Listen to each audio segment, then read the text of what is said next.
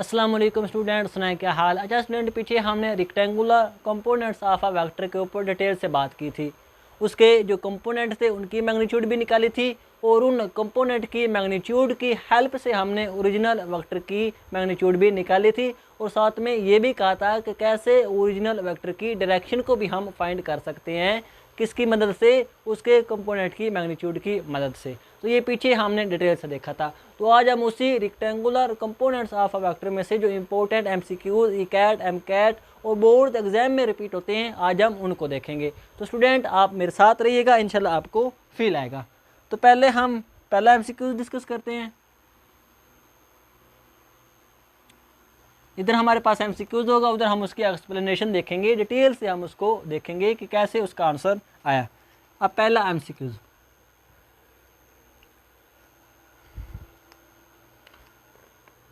उसकी स्टेटमेंट हमारे पास ये है,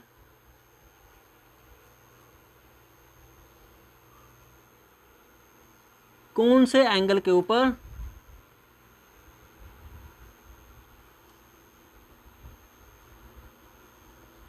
ये आपस में गिवन होंगे, कौन से एंगल के ऊपर उस वेक्टर जो ओरिजिनल वेक्टर है उसका एक्स कंपोनेंट और उसका वाई कंपोनेंट की मैग्नीट्यूड गिवन होंगे। बताओ वो एंगल कौन सा है। तो ऑप्शन हमारे पास नीचे मौजूद है।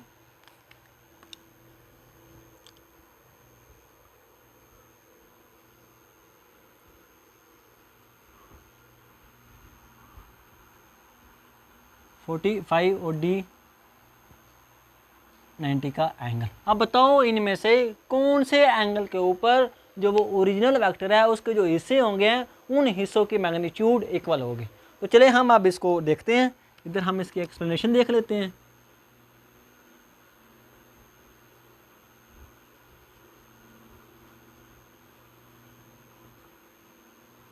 पहला एमसीक्यूज है।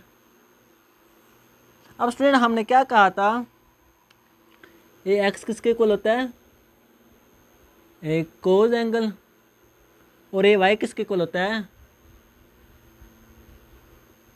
ए साइन एंगल। कैसे आया ये पीछे हमारे पास डिटेल से हो चुका है। अब हमने क्या करना है, पहले ज़ीरो पुट करना है। तो जब हम ज़ीरो पुट करेंगे तो हमें पता कि कोज ज़ीरो क्या होता है, 1 होता है। तो ये ए एक्स किसके इक्वल आ जाएगा, ए के, और ए वाई क्या आएगा। जब हम साइन एंगल की जगह ज़ीरो पुट करेंगे तो साइन ज़ीरो क्या होता है, ज़ीरो होता है। तो ए वाई क्या आ जाएगा, ज़ीरो आ जाएगा। इसका मतलब पहला ऑप्शन हमारे पास बिल्कुल ठीक नहीं है, क्योंकि ए एक्स सारे का सारा किसके इक्वल आ रहा है, ए के, और ए वाई क्या आ रहा है, ज़ीरो के। जब हम 30 का पुट करेंगे तो स्टूडेंट क्या होगा, ए एक्स किसके इक्वल आएगा, अभी हम देख लेते हैं। कोस 30 0.86 ए आ जाएगा, और साथ में क्या आएगा 0.86, और वाई क्या आएगा, साइन 30 क्या होगा 0.5, तो वो क्या आएगा a डिवाइडेड बाय 2। तो ये भी बिल्कुल इक्वल नहीं है, ये हमारे पास 0.86 है और ये 1/2 है, तो ये भी बिल्कुल इक्वल नहीं है। तो इसका मतलब है दूसरा ऑप्शन भी नहीं हो सकता। अब हम देखते हैं तीसरे ऑप्शन को। तो जब हम ये क्या था, जब एंगल, ये उस वक्त था जब एंगल 0 था, ये उस वक्त है जब एंगल 30 हमने रखा, और ये उस वक्त है जब हम एंगल 45 रखेंगे। जब हम एंगल 45 रखेंगे तो स्टूडेंट 45 जो एंगल होता है साइन और कोज, वो हमारे पास इक्वल होते हैं A X A divided by 2 under root sine 45 और कोज 45, ये इक्वल होते हैं 1/2 अंडर रूट और 1/2 अंडर, दोनों आपस में इक्वल होते हैं। तो ये हमारे पास आ गया। ऐसे ही हमारे पास ए वाई आ जाएगा। ए वाई किसके इक्वल है, ए साइन एंगल के। जब साइन 45 हम रखेंगे तो सेम आंसर हमारे पास आ जाएगा a/2 का अंडर रूट। तो ये हमें पता चल गया कि एक्स भी सेम है, ए वाई भी सेम है। किस एंगल के ऊपर, 45 एंगल के ऊपर। और हमें वैसे भी पता, अगर हम वैसे भी देखें एग्जाम्पल से भी, तो जब एंगल जो होगा, फोर्स होगी वो दरमियान में लगेगी। ये सपोज करो ना एक्स एक्सिस है और ये वाई एक्सिस, ऐसे ऐसे जब सारी की सारी फोर्स एक्स एक्सिस में होगी तो सारी बात है उसका कंपोनेंट भी सारे का सारा एक्स एक्सिस में हो जाएगा फोर्स का। जब हमारे पास एंगल 90 होगा तो सारे का सारा कंपोनेंट वो इक्वल हो जाएगा वाई के, फोर्स का सारा कंपोनेंट ए वाई के इक्वल हो जाएगा। लेकिन जब फोर्स ऐसे दरमियान में लगेगी 45 एंगल के ऊपर, तो उस फोर्स का एक्स में भी उतना हिस्सा आ जाएगा और उस फोर्स का वाई में भी उतना ही हिस्सा आ जाएगा। तो ये हमने कैलकुलेशन से भी निकाल दिया। तो कौन सा आंसर ठीक आया? ये वाला 45 वाला। अब हम दूसरा एंगल देखते हैं। ये अब हम दूसरा एंगल देखते हैं, दूसरा एमसीक्यूज। वो कहता है कि बताओ, ये उसने फिगर गिवन दिया हमें, ध्यान से समझना स्टूडेंट, इंपॉर्टेंट एमसीक्यूज है ये स्टेटमेंट में हमें फिगर गिवन है ऐसे। ये वो कहता है एक वेक्टर है जिसकी मैग्नीट्यूड क्या है, 10 न्यूटन है। एंगल वो ये गिवन देता है 30। अब वो कहता है कि बताओ फाइंड द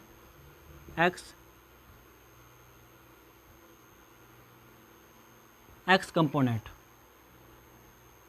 ये फिगर स्टूडेंट वो गिवन दे के बताता है कि बताओ एक्स कंपोनेंट की वैल्यू क्या होगी। अब नीचे ऑप्शन गिवन है हमारे पास,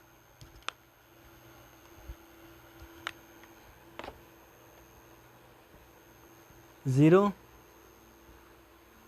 5, 10, 15, ये हमारे पास ऑप्शन गिवन है। अब हम इसको देख लेते हैं कि एक्स कंपोनेंट की वैल्यू क्या होगी, हम उधर फाइंड कर लेते हैं।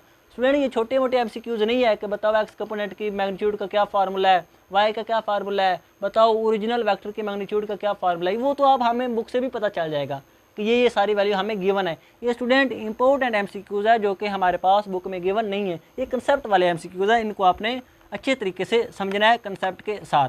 अब हम इसको देख लेते हैं दूसरे एमसीक्यूज की एक्सप्लेनेशन को। अब स्टूडेंट हम क्या करते हैं, याद रखना, हमें जब भी मिलता है फाइंड द एक्स कंपोनेंट, बस हम इतना देखते हैं और क्या फार्मूला लगा देते हैं एक्स कंपोनेंट, और हम फार्मूला कौन सा लगा देते हैं, A X is equal to A cos angle कितना गिवन है हमें 30 का, और क्या करते हैं ए की वैल्यू हमें क्या गिवन है 10 कोज 30। तो ये क्या आ जाएगा,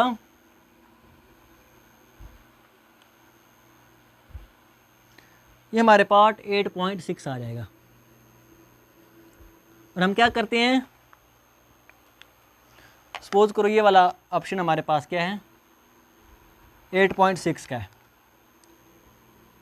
और हम क्या करेंगे बिना देखे ऐसे ही हमें जैसे एमसीक्यू नजर आया फाइंड द एक्स कंपोनेंट, हमने फौरी हमारे जेहन में क्या फार्मूला आया A X equal to A cos angle. हमने क्या किया, ए की भी वैल्यू हमें गिवन है, हम तो बड़े खुश हो गए, इतना सिंपल सा एमसीक्यूज हमें मिल गया। 10 भी हमने पुट कर दिया, कोज भी पुट कर दिया, 30 भी पुट कर दिया, और आंसर हमारे पास क्या आ गया 8.6। और ये हम अपना एमसीक्यूज गलत करके आ जाते हैं। क्यों गलत करते हैं स्टूडेंट, क्योंकि आपने देखा होगा जब हमने सारी इंफॉर्मेशन निकाली थी, सारी कैलकुलेशन निकाली थी, तो हमने एंगल को एक्स एक्सिस के साथ लिया था। स्टूडेंट अगर आप पिछली वीडियो में देखें तो उस वक्त एंगल किसके साथ था, एक्स एक्सिस के साथ था। अगर आपने रट्टा मारा हुआ है तो बस पर एक बात इस रट्टे में ये याद रख लें कि जो आपका रट्टा है उस रट्टे के मुताबिक एक्स एक्सिस के साथ एंगल हमेशा होगा। उस वक्त आपका रट्टा जो है वो कामयाब होगा, सही होगा। लेकिन जैसे ही उसने एंगल को चेंज कर दिया, वाई के साथ कर दिया या जी के साथ कर दिया, तो सारी की सारी कैलकुलेशन क्या हो जाएगी, चेंज हो जाएगी। इसलिए स्टूडेंट कंसेप्ट के साथ पढ़ो, जो भी पढ़ो समझ के पढ़ो कि ये कैसे आया है, क्यों आया है। जब आप कंसेप्ट के साथ पढ़ेंगे तो फिर आपका कोई भी MCQs गलत नहीं होगा। रट्टे के मुताबिक उस वक्त आपका रट्टा करेक्ट होगा जब एंगल एक्स एक्सिस के साथ होगा। बस अगर एंगल चेंज हो गया तो सारी की सारी कहानी चेंज हो जाएगी। अब एंगल इधर किसके साथ गिवन है, वाई एक्सिस के साथ। और याद रखना जब एंगल जिस एक्सिस के साथ गिवन होता है वो हमारे पास कोज वाला होता है और उसके जो हट के होता है वो साइन वाला हो जाता है। तो अब क्या हो जाएगा, ए एक्स ये कोज वाला होगा, ये हमारे पास बेस बन जाएगा, ये आपस में परपेंडिकुलर बन जाएगा, ये हाइपोटेन्यूज बन जाएगा। जब आप निकालेंगे तो ये कोज वाला बनेगा और ये क्या बनेगा, साइन वाला। ए साइन एंगल। जब हम इधर वैल्यू पुट करेंगे तो देखो स्टूडेंट, ए एक्स किसके इक्वल है, ए साइन एंगल है। ये तो हमने पढ़े ही नहीं था, हमने तो ए एक्स रट्टा मारा हुआ था, A X equal to A cos angle. जैसे ही हमें MCQs नज़र आया हमने वैल्यू पुट कर दी, MCQs को गलत कर लिया। लेकिन कंसेप्ट के साथ पढ़ो, जब एंगल चेंज हो गया तो उस वक्त सारे का सारा कंसेप्ट भी चेंज हो गया। अगर आपको कंसेप्ट आता है तो कोई मसला नहीं, फिर आप इजीली इन MCQs को हल कर लोगे। अब हमें पता कि जिस एंगल के साथ, जिस लाइन के साथ एंगल गिवन है वो कोज, और जो दूसरी वाली होती है वो क्या होती है, साइन। तो ए एक्स किसके वाला आ गया, ए साइन एंगल के। वैल्यू पुट कर देते हैं, 10 साइन एंगल कितना गिवन है, 30 का। तो वो कितना आंसर आ जाएगा, 5 का। तो ये हमारे पास राइट आंसर होगा 5 का। ये क्या होगा, गलत होगा स्टूडेंट, क्योंकि जब एंगल चेंज हुआ तो सारे का सारा कंसेप्ट चेंज हो गया। हाँ, फाइंड हम कर सकते हैं इस एंगल के साथ भी, A X equal to A cos angle कर सकते हैं। ऐसा नहीं कि ये फार्मूला यूज़ नहीं कर सकते, यूज़ कर सकते हैं। लेकिन एक बात होगी उस वक़्त जब एंगल किसके साथ होगा, एक्स एक्स के साथ। मैंने पहले बताया, ये याद रख लें, जब हमने ये फार्मूला यूज़ करना है तो एंगल हमने एक्स एक्सिस के साथ लेना है। अब एक्स एक्सिस के साथ कितना एंगल बनेगा, अगर ये 30 है, फिर हमारे पास क्वेश्चन में ये गिवन होगा और बच्चों ने रट्टा मारा होता है वो फ़ौरन इसको ही पिक करते हैं। उनका जो हमारे पास ध्यान है वो दूसरी तरफ जाते नहीं है, वो फ़ौरन इसी एंगल को पुट करके अपना MCQs गलत कर लेते हैं। इसलिए ध्यान से आपने पढ़ना है। अगर आपने ये वाला फार्मूला यूज़ करना है तो एंगल किसके साथ होगा, एक्स एक्सिस के साथ। तो अगर ये 30 है तो ये हमारे पास कितना हो जाएगा, 60 का। अब कौन ये निकाले, जैसे ही वो फिगर को देखते हैं उनके तो जेहन में बना होता है, वो वैसे फ़ौरन इस फार्मूले के ऊपर चले जाते हैं। लेकिन अगर आपने ये फार्मूला यूज़ करना है तो एंगल आपने एक्स एक्सिस के साथ लगाना है। ये मैं बार बार कह रहा हूँ क्योंकि बच्चे यहाँ पे गलती कर देते हैं। अब हमने जब ये पुट की वैल्यू, तो ये क्या आ जाएगा, 10। अब हमने क्या लगाया, 60। अब भी हमारा आंसर क्या आएगा, 5 आएगा। सेम आएगा बिल्कुल जैसे हमने वो दूसरे वाला फार्मूला लगाया था। तो ये तो हमारे पास थे दो MCQs। अब हम बात करते हैं तीसरे MCQs की। ध्यान से समझना student. Angle between A vector and -5a vector. नीचे हमारे पास ऑप्शन है 0, 90, 180, 360। अब हमने ये वाला MCQ देखना है कि वो कह रहा है बताओ कि ए वेक्टर और -5a वेक्टर के दरमियान कौन सा एंगल होगा। अब स्टूडेंट पहले अगर मैंने जो पहला लेक्चर देखा था वेक्टर और स्केलर वाला, उसमें मैंने आपको एक कंसेप्ट बताया था, याद करो, ये याद कर लेना, ये जेन में बिठा लो कि दो वेक्टर जिनको हम टेल टू टेल जोड़ें तो उन दो वेक्टर के दरमियान एंगल हमेशा 0 और 180 के दरमियान होगा। बात जेन में रख लो, लिख लो कि जब भी दो वेक्टर जिनको हम टेल टू टेल जोड़ें तो उन दो वेक्टर के दरमियान एंगल हमेशा 0 से लेकर 180 तक होगा। 0 और 180 के दरमियान कुछ भी हो सकता है, ना 0 से कम होगा और ना 180 से ज़्यादा होगा। कैसे, अब सपोज करो ये एक वेक्टर है, इसको हमने टेल से जोड़ दिया। अगर ऐसे जोड़ा तो एंगल क्या होगा, 0 होगा। ऐसे जोड़ा तो एंगल क्या हो गया, 90 का। ऐसे जोड़ा तो एंगल क्या हो गया, 180 का। लेकिन जैसे ही हम दोबारा नीचे करेंगे तो एंगल क्या बन जाएगा, 90 का बन जाएगा। दोबारा 180 से डिक्रीज होना स्टार्ट हो जाएगा। तो क्या मतलब, दो वेक्टर जिनको हम टेल टू टेल जोड़ें तो उनके दरमियान एंगल कभी भी 180 के दरमियान, 180 से अबव नहीं हो सकता। अब ज़ाहिर बात है ये तो हमारे पास वैसे ही चला जाएगा ऑप्शन, इतनी सी इंफॉर्मेशन से ये ऑप्शन तो हमारे पास वैसे ही कट हो जाएगा। अब नेक्स्ट हमारे पास ये 3 क्वेश्चन बन रहे हैं 0, 90 और 180 का। अब देखते हैं कि एंगल बिटवीन ए और -5a के दरमियान क्या होगा। अब स्टूडेंट देखते हैं। तो स्टूडेंट याद रखो कि जब भी नेगेटिव साइन आता है तो नेगेटिव साइन उस वेक्टर को टोटली कन्वर्ट कर देता है अपोजिट डायरेक्शन में। अगर एक वेक्टर एक्स एक्सिस में है और उसके साथ अगर हम नेगेटिव साइन लगा दें तो वो नेगेटिव एक्सिस की तरफ चला जाएगा। अगर एक वेक्टर वाई एक्सिस में है तो उसके साथ अगर हम नेगेटिव लगा दें तो नेगेटिव का मतलब है टोटली 180 का चेंज, टोटली 180 की डायरेक्शन का चेंज। तो वेक्टर अगर वाई एक्सिस में है और उसके साथ हमने नेगेटिव लगा दिया तो वो टोटली नेगेटिव वाई एक्सिस में चला जाएगा, 180 का फेज चेंज हो जाएगा उसका।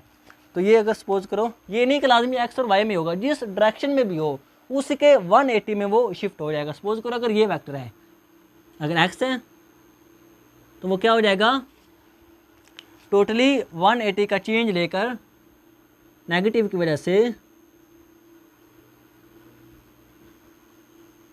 नेगेटिव की वजह से, साइन की वजह से अगर ये ए वेक्टर है तो ये क्या होगा, -a वेक्टर होगा। अगर ये हमारे पास ए वेक्टर है जो कि वाई एक्सिस में है, अगर इसके साथ हम माइनस लगा देंगे तो वो टोटली 180 का फेज चेंज ले आएगा।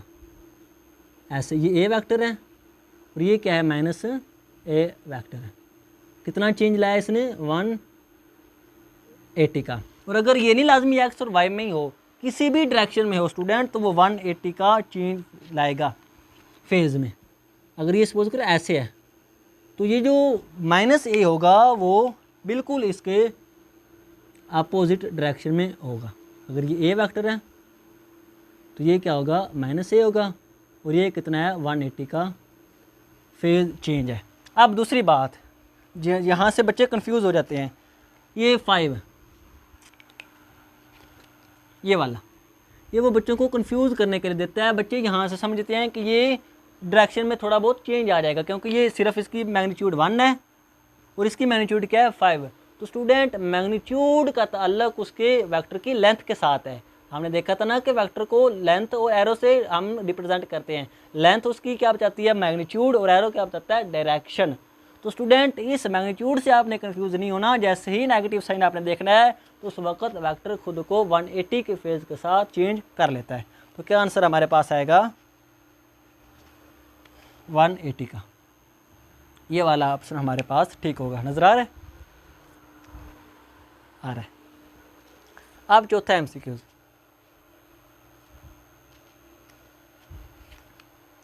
वो कहता है if x is equal to 10 newton fine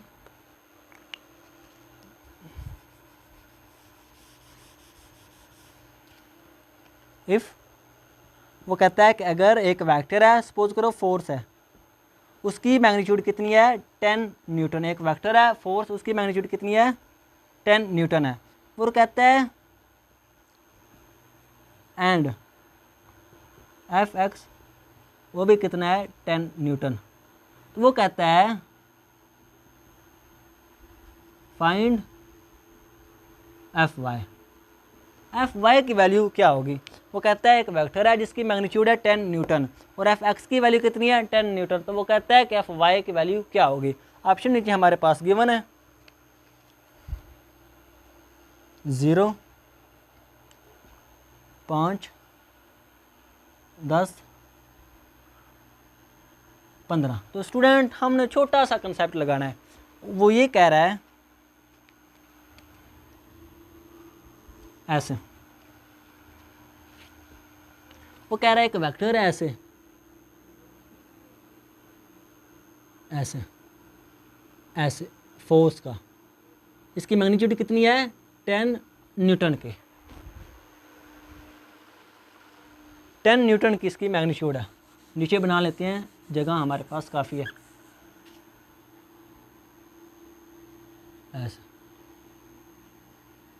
एक वेक्टर है, इसकी मैग्नीट्यूड कितनी है 10 न्यूटन की। अब वो कहता है कि इस एफ एक्स क्या है, वो भी 10 न्यूटन है। तो वो कहता है बताओ एफ वाई क्या होगा। ये हमारे पास अगर हम देखें तो फिगर में हमें ये सारी इन्फॉर्मेशन इस तरह हम ड्रा कर सकते हैं।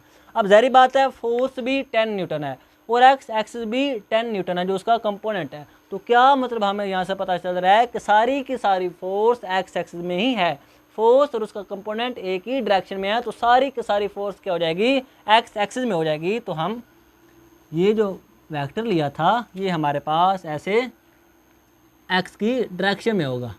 तो यहाँ से क्या पता चला कि एफ वाई क्या हो जाएगा 0 हो जाएगा, क्योंकि सारी की सारी फोर्स है ही एक्स कंपोनेंट में और वाई का कंपोनेंट फिर क्या हो जाएगा, वो उसकी वैल्यू 0 हो जाएगी। तो ये फाइनली आंसर हमें मिलेगा 0 का। तो ये थे स्टूडेंट हमारे पास इंपॉर्टेंट एमसीक्यूज, किस में से rectangular components of a vector में से। तो आई होप इसके रिलेटेड आपके सारे कंसेप्ट क्लियर हैं, ध्यान से समझिए, आप इसको कंसेप्ट लें। इंशाल्लाह मिलेंगे अगली वीडियो में। ओके, अल्लाह हाफिज़।